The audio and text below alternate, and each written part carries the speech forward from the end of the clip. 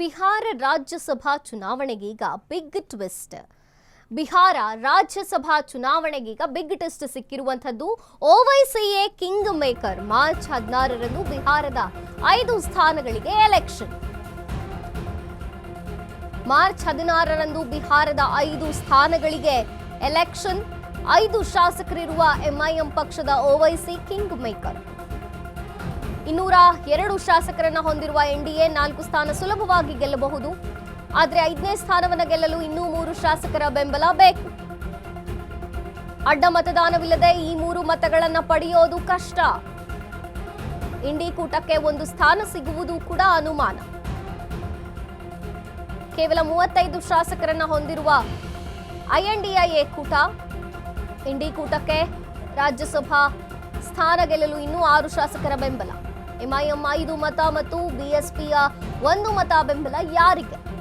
ಕಠೋರ್ ಓವೈಸಿ ಬೆಂಬಲ ಇಲ್ಲದೆ ಬಿಜೆಪಿಯ 5ನೇ ಅಭ್ಯರ್ಥಿ ಗೆಲ್ಲಲ್ಲ. ಓವೈಸಿ ಬಳಿ ಹೋಗಿ ಬೆಂಬಲ ಪಡೆಯುವುದು ಬಿಜೆಪಿಗೂ ಅನಿವಾರ್ಯವಿದೆ.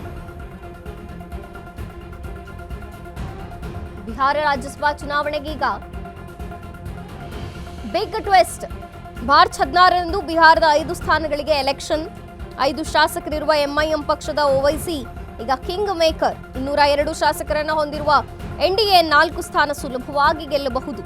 ಆದರೆ 5ನೇ ಸ್ಥಾನ ಗೆಲ್ಲೋಕೆ ಇನ್ನೂ 3 ಶಾಸಕರ ಬೆಂಬಲ ಬೇಕಿರುತ್ತೆ. ಅಡ್ಡ ಮತದಾನವಿಲ್ಲದೆ ಈ 3 ಮತಗಳನ್ನ ಪಡೆಯೋದು ಕಷ್ಟವಾಗುತ್ತೆ. ಇಂಡಿ ಕೂಟಕ್ಕೆ 1 ಸ್ಥಾನ ಸಿಗುವುದು ಅನುಮಾನ. ಕೇವಲ 35 ಶಾಸಕರನ್ನ ಹೊಂದಿರುವಂತಹ ಇಂಡಿ ಕೂಟ. ರಾಜ್ಯಸಭಾ ಸ್ಥಾನ ಗೆಲ್ಲಲು ಇನ್ನೂ 6 ಶಾಸಕರ ಬೆಂಬಲ ಬೇಕು ಇಂಡಿ ಕೂಟಕ್ಕೆ.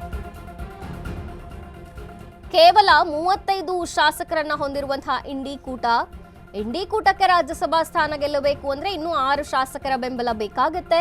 ಎಂಐಎಂನ 5 ಮತ ಮತ್ತು ಬಿಎಸ್ಪಿಯ 1 ಮತದ ಬೆಂಬಲ ಯಾರಿಗೆ ಅನ್ನೋದೇ ಈಗ ಸದ್ಯ ಇರುವಂತಹ ಪ್ರಶ್ನೆ. ಕಠೋರ್ ಓವೈಸಿ ಬೆಂಬಲ ಇಲ್ಲದೆ ಬಿಜೆಪಿಯ 5ನೇ ಅಭ್ಯರ್ಥಿ ಗೆಲ್ಲೋಕ್ಕಾಗಲ್ಲ. ಓವೈಸಿ ಬಳಿ ಹೋಗಿ ಬೆಂಬಲ ಪಡೆಯೋದು ಈಗ ಬಿಜೆಪಿಗೂ ಕೂಡ ಅನಿವಾರ್ಯವಾಗಿ ಪರಿಣಮಿಸಿದೆ.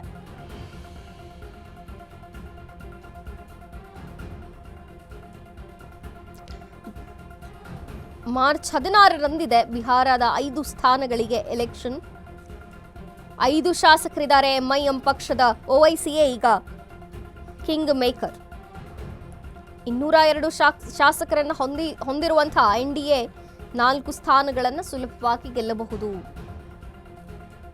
5ನೇ ಸ್ಥಾನ ಗೆಲ್ಲೋಕೆ ಇನ್ನೂ 3 ಶಾಸಕರ ಬೆಂಬಲ ಬೇಕಾಗುತ್ತೆ. ಅಡ್ಡ ಮತದಾನವಿಲ್ಲದೆ 3 ಮತಗಳನ್ನ ಪಡೆಯೋದು ಕಷ್ಟವಾಗುತ್ತೆ. ಇಂಡಿ ಕೂಟಕ್ಕೆ 1 ಸ್ಥಾನ ಸಿಗೋದು ಕೂಡ ಈಗ ಅನುಮಾನ. ಕೇವಲ 35 ಶಾಸಕರನ್ನ ಹೊಂದಿರುವಂತಹ ಇಂಡಿ ಕೂಟಕ್ಕೆ ರಾಜ್ಯಸಭಾ ಸ್ಥಾನ ಗೆಲ್ಲೋಕೆ ಇನ್ನೂ 6 ಶಾಸಕರ ಬೆಂಬಲ ಬೇಕು.